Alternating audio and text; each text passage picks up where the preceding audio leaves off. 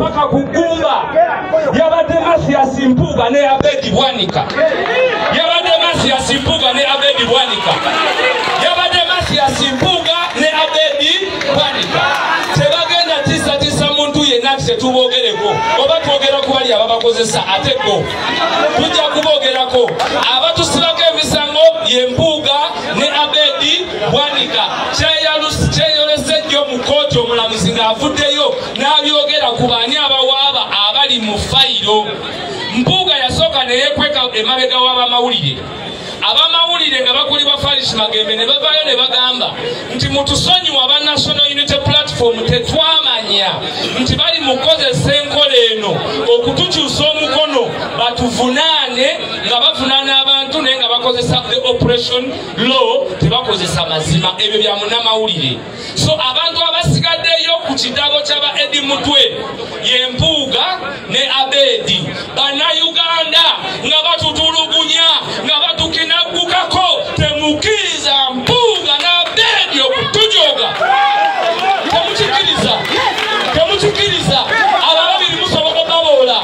n'omubaka ba palamenti abo temubabuuza tetwagala kubalabako tetwagala kubawuliza mutunuulire kyebakoze Edi Mutwe nga muli bazadde. Mpuuga olina abaana Abedi waleeta ne omuntu gw'olaganga mukyalawo nawe olabika olina abaana bw'obanga tewalemwa naye tubakakasa nti famire zammwe zijja kisasulira.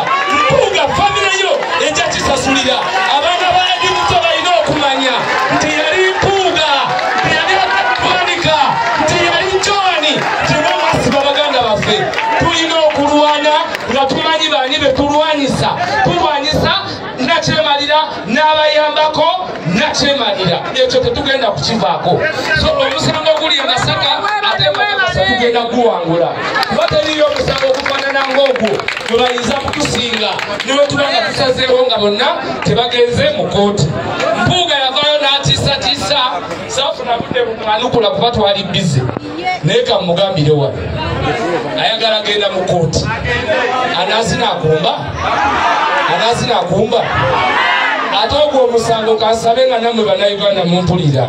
esijjo banakkiriza ne loopu baba ngobi ogwo guwoze mwene otasindika muntu wundi jawala obawozese mwene obalekeyo ogwo gwoba ogwewoleza amateeka wagasoma bali obalaba balwaggulu bakwatiremu njagala omunkwatire kooti mu kooti kansogobi njagala omukwatira kasajja kooti mu kooti onakuwulira people power our power mu kooti bagambayo ekintu kimu if you want equity you must come with clean hands. Nti bw'oba oyagala okusalibwa eddembe jangu n'engalo zo nga ki kati oyo Bobi ajja mubuuza did you touch the 500 or not awasirikewo Bobi amubuuze did you touch awasirikewo mubiraba ebifaanana people power zino ze bafuuye nzidikiralize waloopu era nzikiriza ngende nazo